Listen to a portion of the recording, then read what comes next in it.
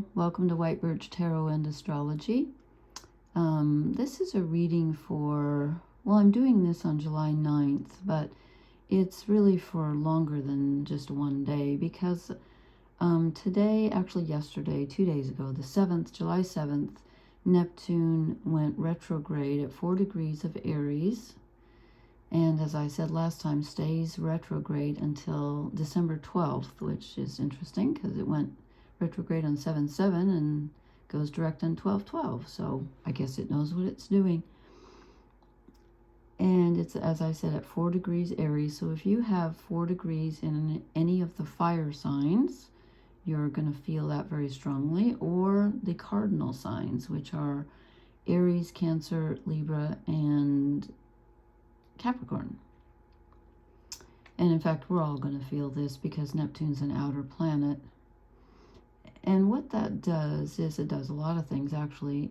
It makes us reevaluate our what we truly desire and our dreams. Neptune rules dreams and imagination and illusion, fantasies, and the ocean and dancing, poetry, lots of things.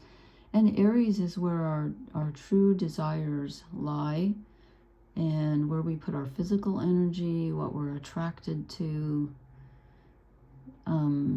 a certain extent, our physical bodies. So this is, it's a reevaluation, and it's also kind of sorting the wheat from the chaff to figure out what is really doable and what is an illusion.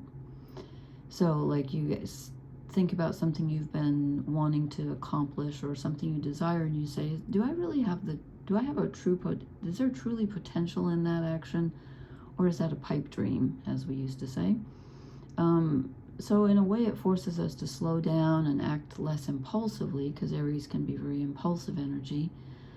And so it's not that we don't get to imagine things, we do, but you don't want to have like pie in the sky fantasies where you're just dreaming of things that are never going to happen. It wants you to, to figure out what you truly want. And it's kind of like, almost like the opposite of illusion. It's like, wait a minute, what can I imagine that I can really have, that I really, really want? And it wants you to slow down a bit and act less impulsively, since it's in Aries, which can be a very impulsive sign, Aries is ruled by Mars. So we have that. It's going to go back to 1 degree of Aries, so it's going to stay in Aries, and when it goes direct in December. So we have that. And then we also have, on the 9th or the 10th, depending on, wait, I just said this is the 9th. See, I do this, it's like, to me it's night, but it's actually after midnight, so it's tomorrow. Venus moves into Virgo. And that's an interesting placement for Virgo. Virgo likes dedication, loyalty, likes people to be helpful, conscientious. It likes physical demonstrations of love rather than just verbal or just romance. And it likes to be respected. And Virgo is the virgin, but it doesn't mean sexually chaste. It means that you have that part of you, like the crystal in the center of you, that's yours alone, that you maintain. Integrity, that's the word I'm looking for. You have your integrity, and you demand in relationships, when Venus is in Virgo, that people respect your integrity, that they have integrity also. And I've written down here, instead of like immaculate conception, which would be, the virgin birth or whatever, it's immaculate intention. You want people to, it's the thought that counts. I mean, the action too, but you want people to mean well. It's important. It's important. You want loyalty, purity. I'm not saying perfection, but purity and dedication. You want someone to be dedicated to you if they're going to be with you. And you need to feel that way about yourself too, because Venus rules, self-worth in a sense, because she rules Taurus. And so, when you're thinking about yourself too, it's about taking care of your body and, just taking care, being conscientious with everything, relationships especially, and taking care of what we value. Okay, so that's the astrological energy that I was thinking of when I drew the cards. And as you can see, I have 3 objects, so it's a pick a deck. You can look at all of them, or let's see, let's write down when I started here approximately. You can look at all of them. They're really interesting. They're all kind of similar and yet different. And I've drawn a mishmash. I knew when Neptune went retrograde, I thought, I have very strong Neptune energy in my chart.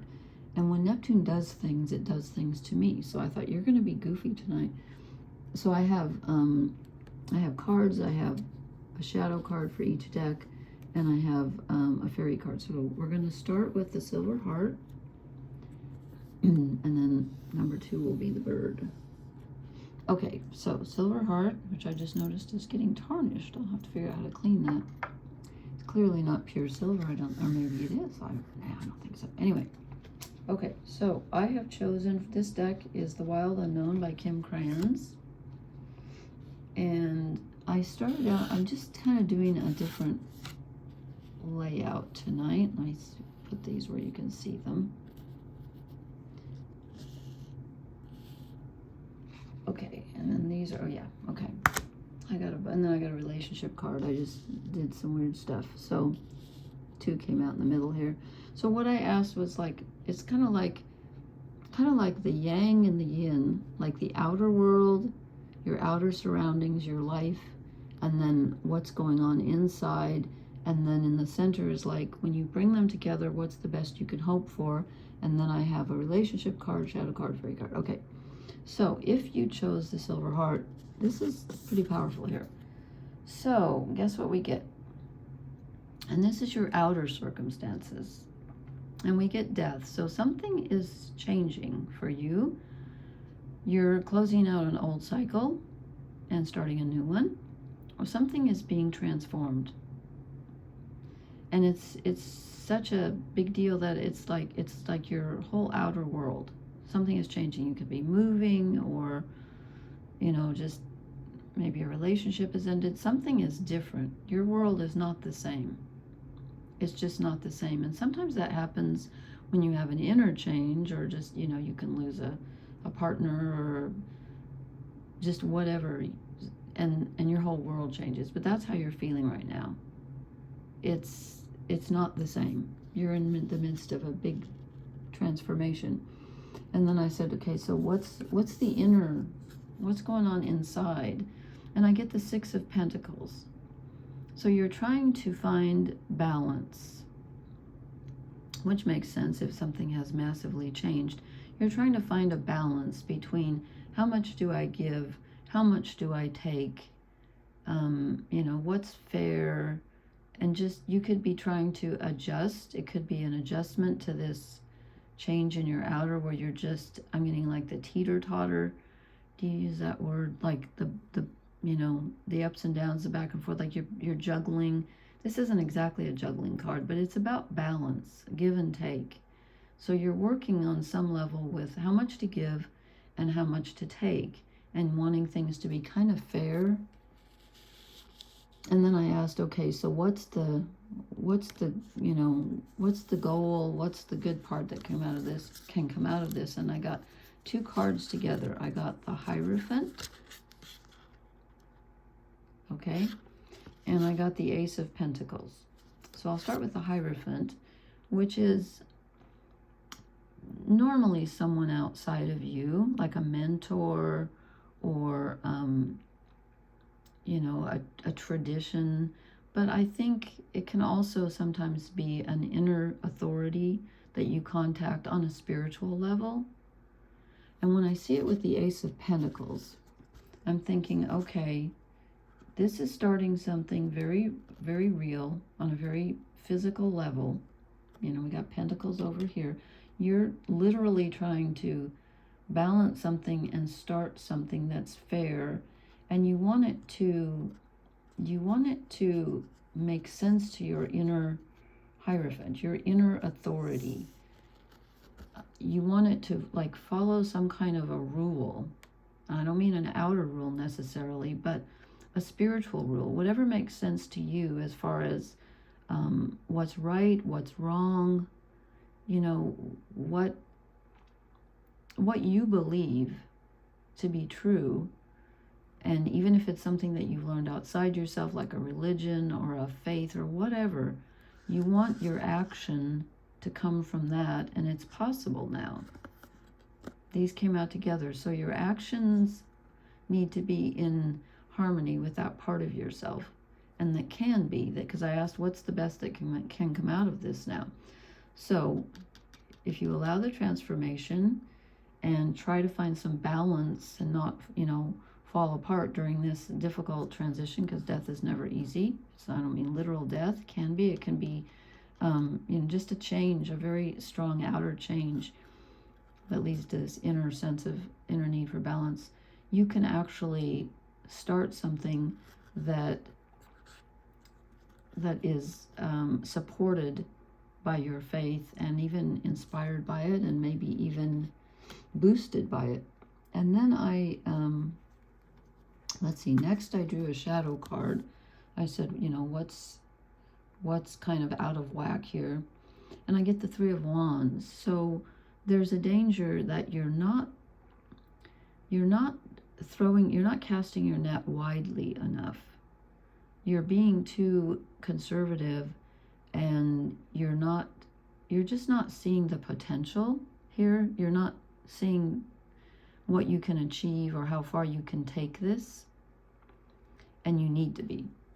And then I asked about just an overall energy for relationships at this time. Probably not fair to just do one card, but interestingly, we get justice, which is another confirmation about, you know, the Six of Pentacles. So, and as I was talking about, if you listen to the astrology, Venus in Virgo, that's what it wants too. It wants things to be, you know, it wants to get as good as it gives, you know. It's got to be fair and right, and or it's just not going to work. So you want that right now. You want a sense of balance and fair play, and you want to get as good as you give, and vice versa. You need that right now. And then your fairy card, the fairy cards are all very positive tonight. You got the Prince of Light. And I just want to read the keywords because they're important. And he is new beginnings, peacemaker, and potential. The Prince of Light comes into your life like a blessing. He is the bringer of new beginnings, indicated by the egg he holds before him, which is the symbol of potential. He soothes, calms, and leads you into the light. He's always ready to still the troubled waters of a relationship. It says, if he appears in your reading, listen to what he has to tell you. If you recognize a friend or partner in the Prince of Light, cherish that person and honor the goodness he can bring to a relationship. Okay. So there is a sense of definitely here of, you know, this is no longer, something's no longer working. It's gone. It needs to be transformed, and you can do it. It's got to follow the spiritual principle, and it's kind of starting over, but it's definitely starting with something that is real, practical, you know, and true. I'm going to use the word true. Okay? All right. So that is let me mark the time here. And I'm going to I'm going to continue with the yellow bird. Let me get my cards over here. Okay, if you chose the yellow bird, which is this deck, the Oak, Ash, and Thorn, what do we have for you? I am writing down the time again. I'm getting close. Probably not exact, but okay. And oh gosh, why are these always putting dust? I have everything under cover, but apparently I don't dust enough. I don't know. I don't like dust. Okay, and I will, if you didn't watch the other one, I will tell you what I'm doing here. This one got 2 in the center also. So the card on the left is the yang energy, like the outer Not quite how to put it. It's the outer energy, and then the one on the right is the inner, and the two cards in the middle, two came out for this one also, are what happens when we put them together, what's the best we can get in this situation. So this is what's happening in your outer world. And can also be your actions too, your actions rather than your inner feelings. We get the Two of Swords. Okay, so you are in a stalemate situation, and for some reason you're either refusing to make a choice or pretending there isn't one. You're in denial about a choice, but there is a choice, and you're for whatever reason you're kind of stuck on that. And then I said, what's going on inside you?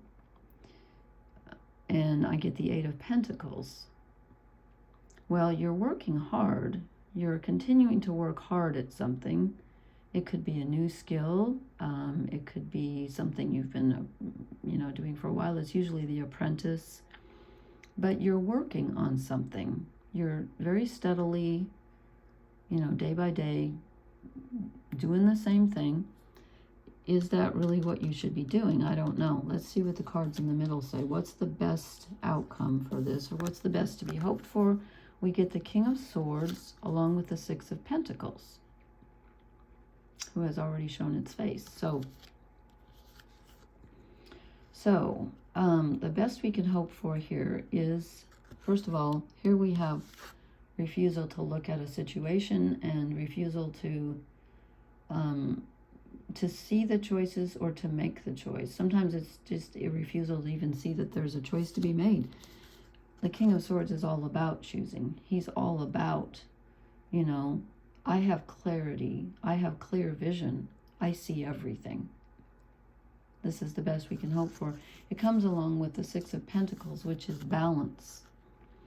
So there's got to be a balance here between, first of all, you've got to at least acknowledge the choice. At least acknowledge that it exists. And you're over here working hard. Okay, that's good. But are you working on the right thing? Is it bringing balance to your life? Or are you just blindly, continuing to work on something instead of saying, wait a minute, is that going to, where's my clarity? Sorry about the glare on these. I need to see this situation very clearly, because I don't want to keep putting energy into something if it's not really going to pay off. Maybe you have choice A and choice B, and right now you're working on choice B without even stopping to think, hey, wait a minute, And again, you might be refusing to see the choice. So this is about gaining mental clarity, and that gives you the balance that you need in this situation. The give and the take, which perhaps is stalled right here. Let's see if we can, clarify that with the shadow card. What are you not doing? Okay. Judgment. Well, that kind of goes along with not seeing the consequences here, not making the choice. But judgment can be several different things as a shadow card. It can be being too judgmental. It can also be refusing to make a judgment. So it's, what would I say in this situation? I think you're not seeing how the past, present, and future tie into this, first of all. And it's possible you're being too judgmental, but I feel like you're not judging clearly enough. I think you need to look at the past and say, when have I been stuck like this before? And what did I do then, and how did it work out? That's what I think. Okay? And then I asked for a relationship card, which is, just to do one is kind of tricky, but I get the King of Cups. And I thought, okay, we have two kings, the King of Swords and the King of Cups. Now, this could be someone, or I think that this is you, the King of Swords for sure. The King of Cups could be, since it's a relationship card, it could be you being in your full emotional you know, I don't want to use the word control, but what am I saying? Confidence, accepting your emotions. It could be someone else coming to help you who is very sensitive and kind and compassionate. It's masculine energy, and it's very kind and compassionate. And again, I'm not sure if this is you in your relationship taking the lead and saying, you know, I'm going to be very open emotionally in this situation and not be afraid, or if it's you accepting help from someone else. I'm not sure. Let's see what your fairy card is. The Star Fairy. I love this picture. Number 36.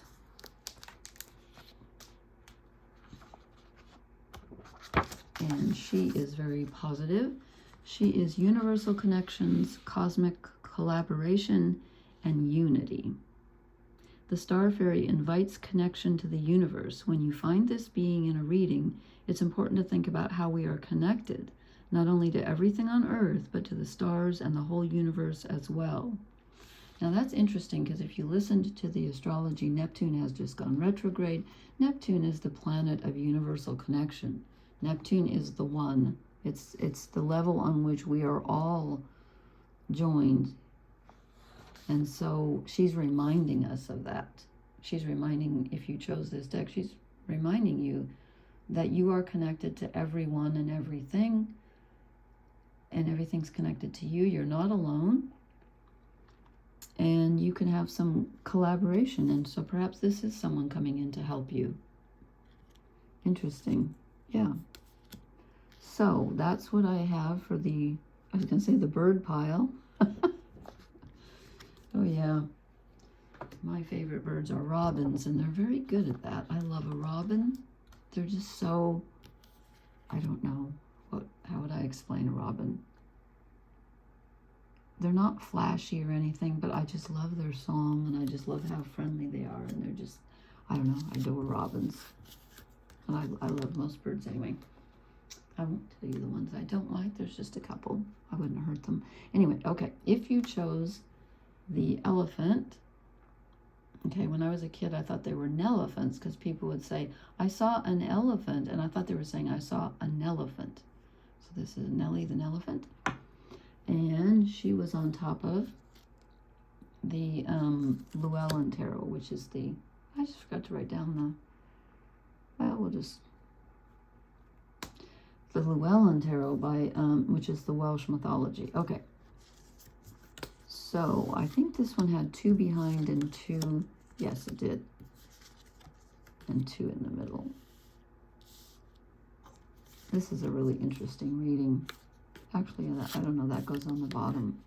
Actually, that one goes on the bottom too. I don't know what difference it makes, but that's the order I chose them in. Okay.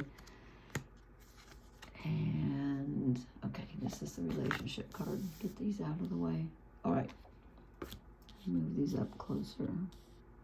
Okay, so this pile, or this card, these cards, is the outer energy, your actions.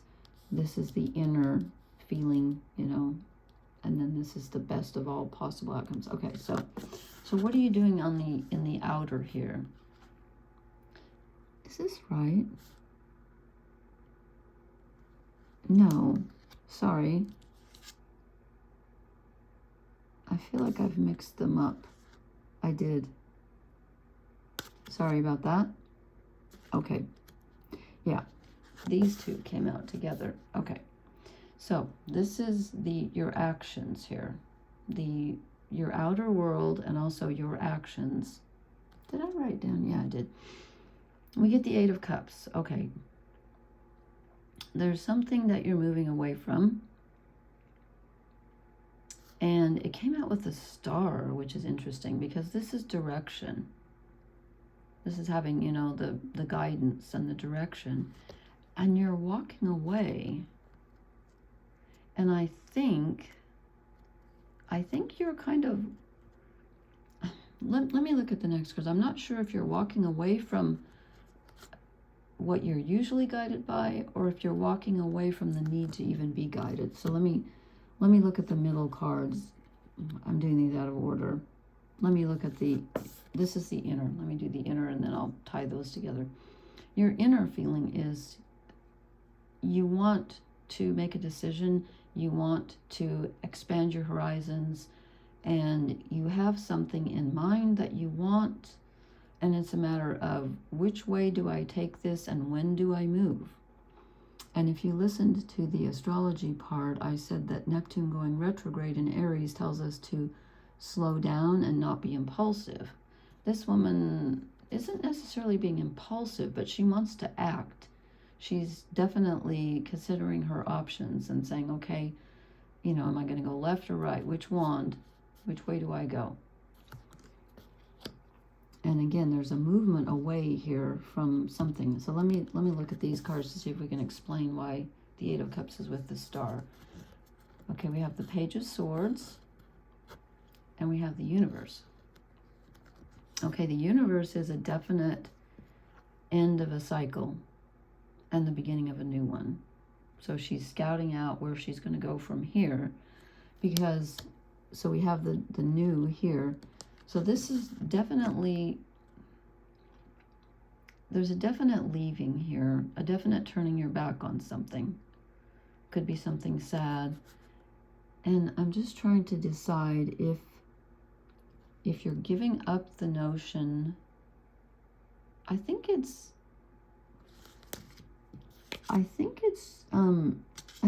trusting. The Page of Swords is here, so you have an idea, or you're going to have the beginning of it. It's a new idea. Let's put it that way. You have a new idea, and I think turning your back on, not so much turning your back, but walking away from this situation with the star, I think means it could be you're following your own guidance. I feel like somehow you're letting go of the need to have that pattern, and you're looking for something new, or you're looking at it in a new way. You've had a new idea, and that idea will help you close out this major cycle in your life, because this is the Universe. It's the last one of the major arcana. So this is a major closing out. It's not just a small walking away. It's major. It changes everything. And that's why she's looking for new horizons. I don't think you know exactly which way you want to go yet, but I do think that a new idea comes in which helps you at least close out the old and start deciding which way you want to move forward. This is a tricky reading. It's very important, though. And this is yours. Sorry, I drew too many cards here.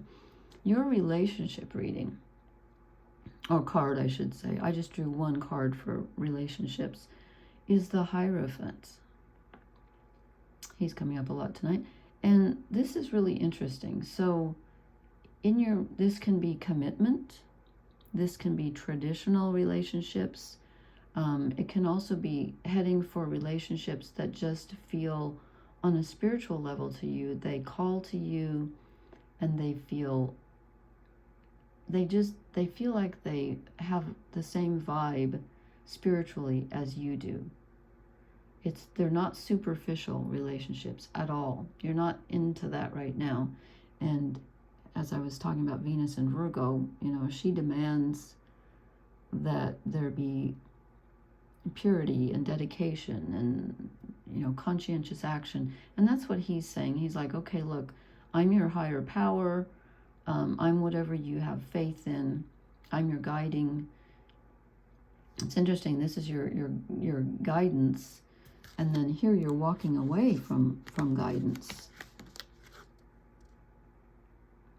Maybe the star is telling this person to walk away, but I felt like it was walking away from needing that. Maybe it's needing external guidance. I don't know, in the outer, because this is your outer cards. But this is definitely in relationships, heeding the call of the spiritual. Your relationships at this time need to be resonating on that level, or they're just not going to work. They're just not going to work.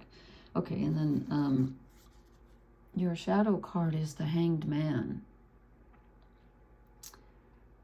That's interesting. So when we get the Hanged Man as a shadow card, it's about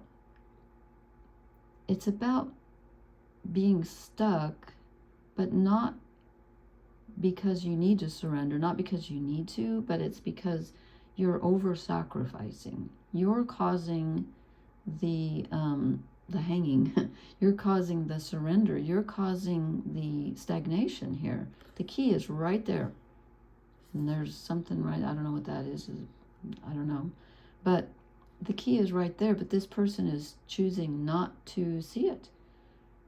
And so there's an element of sacrificing something that you want. You're not being, we don't want to be too impulsive with Neptune retrograde in Aries, but you need to look at your options here and not feel like you're stuck, because you're not stuck. If you are stuck, it might be self-imposed, okay?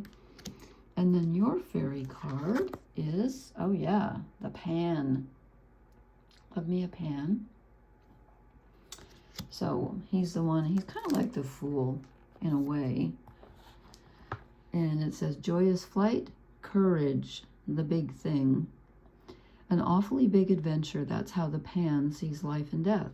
He flies joyously on to whatever comes next, knowing that it's all a part of the journey. Sorry, I can't talk tonight. This Mercury retrograde,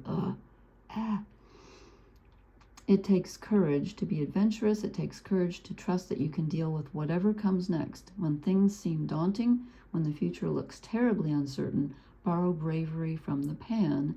Remember his joyous flight and let yourself take that first step toward whatever awaits you. After all, it's an awfully big adventure. And it is. I mean, it is. You've got the universe. My gosh, this is a major closing out. And, the world is your oyster right here. And I want to say one thing. It's probably the wrong time to say it, because unless you listen to all the readings, but this Mercury retrograde in Cancer, I'll save that for some night, because I'll write that down as a note, because it doesn't go with this reading. I mean, it's not against it, but it's, I want everybody to hear it. So anyway, thank you so much for listening. Please hit the like, share, and subscribe buttons. And please leave me a comment. I should have said that at the beginning, but I didn't. And I will talk to you soon. And thank you so much for being here. Blessings. Good night.